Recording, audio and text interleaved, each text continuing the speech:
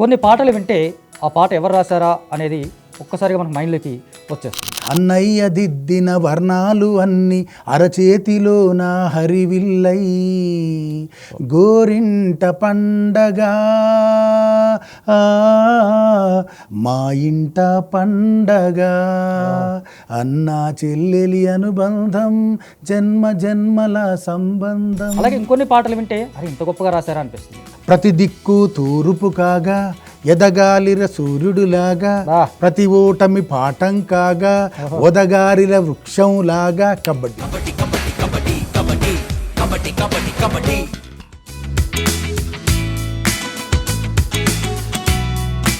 ఇట్లా డిఫరెంట్ పాటలు వింటున్నప్పుడు ఒక భిన్నమైనటువంటి అభిప్రాయాలు మనకి కలుగుతూ ఉంటాయి. కానీ ఇలా భిన్నమైన అభిప్రాయాలు అన్నీ కలిగేలాగా రాసిన పాటలు ఒకే వ్యక్తి రాశాడంటే చాలా ఆశ్చర్యం వేస్తుంది. పద పదమని తరిమినదే నిన్ను చూడగనన్నే నా హృదయం ఇది అది అని తెలపనిదే ఎడబాటుగా మారిన ఈ సమయం ఉండిపోవా గుండెలోన ఉలుకై పలుకై ఊపిరివై.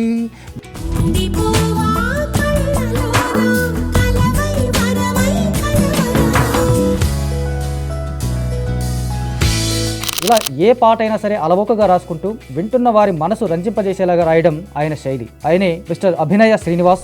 దేఖో దేఖో భాయ్ జర మస్తీ మస్తీ జాయ్ ఫుడ్డే మాని డబ్బే తిందామోయ్ దేఖో దేఖో భాయ్ అరే ఐసా పైసా హాయ్ కాఫీ మాని క్యాషే తాగాలోయ్ देखो देखो भाई जरा मस्ती मस्ती जाय फुड्डे मानी डब्बे तिंदामो. ఇన్ని వేరియేషన్స్ రాయగలిగిన మీరు చౌరస్తాకి ఎందుకు వెళ్ళాల్సి వచ్చింది? అంటే తెలంగాణ ఉద్యమ చౌరస్తాకి ఎందుకు వెళ్ళాల్సి వచ్చింది?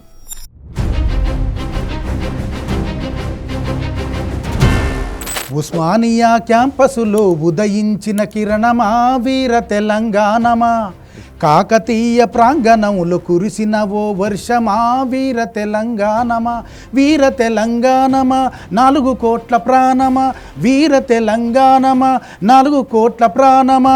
అరే ఉస్మానియా క్యాంపసులో ఉదయించిన కిరణమా వీర తెలంగాణమా.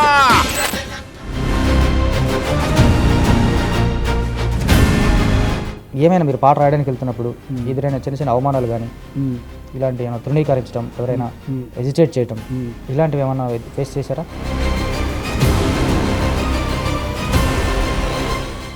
ఇది నిజమే ఇది నిజమే ఇది వరకెరగని పరవశమే సుధీర్ బాబుది. మనము నిజము నిజమే మనసులు నిజమే మధురమైనది మౌనం నిజమే.